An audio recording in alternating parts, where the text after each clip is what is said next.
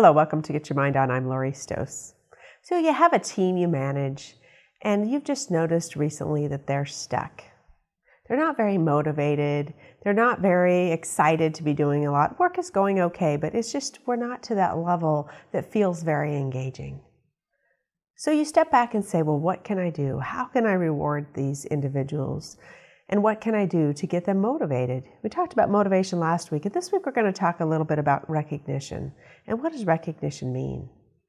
When I think of recognition, it could be that little handwritten note that I give you and leave on your desk. It might be that we're going to put you on stage because you won this award. Or it could be that little cash bonus. Now, some of you might say, oh my gosh, I love all those. And others may say, yeah, not so much. I don't really like that stage presence piece. That kind of makes me nervous. I get a little, shaken up when I have to do that. That's really more demotivating. So you kind of wonder, well, gosh, how can I make the most use of my time as a manager and understand how to motivate each other? Because I only have so much time. I have a lot in my day. What can I do? Well, first, take some time to ask. Motivation and recognition is personal. That recognition to one may mean something very different to another. So first is ask. What are the different kinds of recognitions? Well, one is public or private. Some people like to have it in public. Some people prefer to have it in private. Another one is written or verbal. Some people prefer the written. As I was with a group the other day, it was interesting. A gal said, I love that written recognition because I can go back to it. I kind of print it off or tuck it away or put it in a folder. So when I'm having a bad day, I can go to that. Or one girl sitting next to her says, you know what, I love the personal face-to-face recognition because I want you to see my excitement on my face when you give me that thank you did a great job. And you see how meaningful it is for me because I'm excited to hear that from you.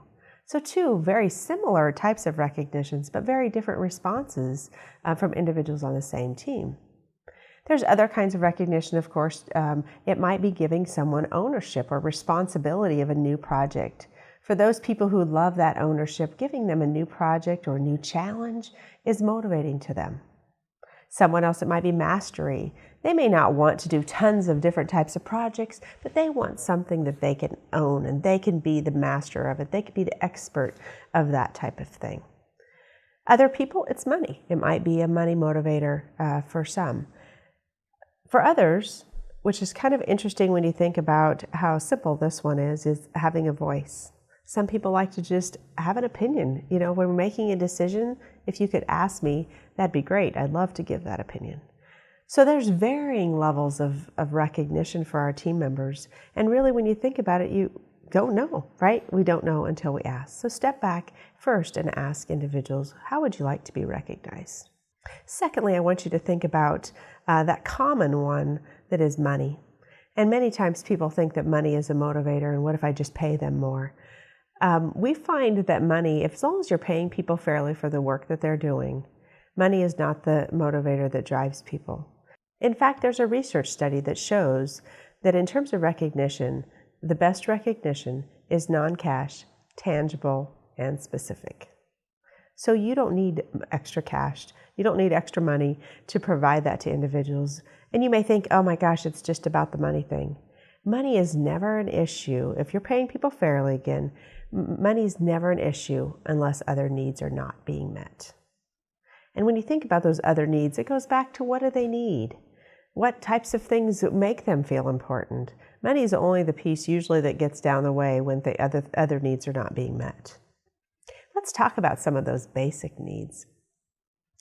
One thing about a manager to set a team up for success is first create an environment of collaboration, create an environment of recognition to each other, okay? It's not just your responsibility, but it's your responsibility to create that environment. And one, set expectations about a few basic things. When I go to many environments, I'm really, really surprised that we're lacking engagement. We're lacking all these things that we think we need to pay more money for when we just need a few basics. Number one is kindness, trust, respect. Those three things are really, really easy things. Even though they're difficult for some people, those are the types of things. If you create an environment of just kindness, of thank you. We've gotten so caught up in our day-to-day lives that when we're in a hurry, sometimes we just forget the basic needs of people in terms of what they need, just saying hello in the morning. I've just had a few teams recently, and it was amazing how many people said, people just don't even come in and say hi or good morning. And that in itself just makes people feel valued. We all want to be part of something. So creating that environment is really, really important. Next, as a manager, let's talk about one of your basic expectations that's required of you as a manager. But sometimes it's not our favorite thing, our annual performance reviews. Feedback and performance reviews are so important, and you might think, well, why are you talking about this during recognition? The best recognition that someone can also receive is to have an evaluation that a manager has put time and effort into and really gives them a whole review of that year.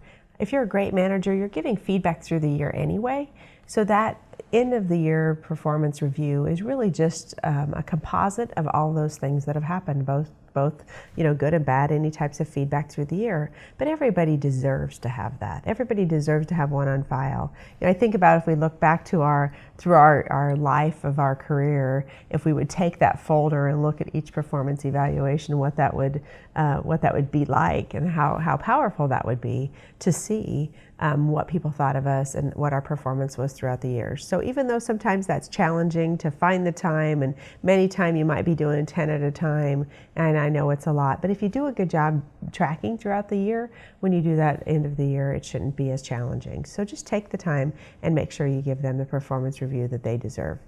The next piece of recognition is thinking about when you have asked people what recognition they like to receive. Again, document that and make sure you recognize them on those types of things that they said that are important to them. Also, the next piece would be sharing that as a team. It's really important that others know what's important. We have a tendency when we give recognition that we may think they want the same thing we do.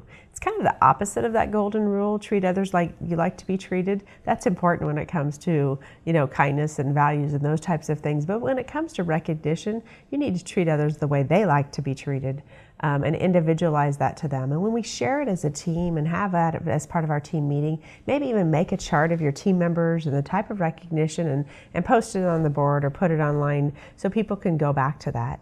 So that's really important because recognition is across. It's not just our responsibility as manager, it's our responsibility as a whole team to recognize each other and create that environment. And finally, as we continue getting really, really good at that, the next piece is share it beyond our team.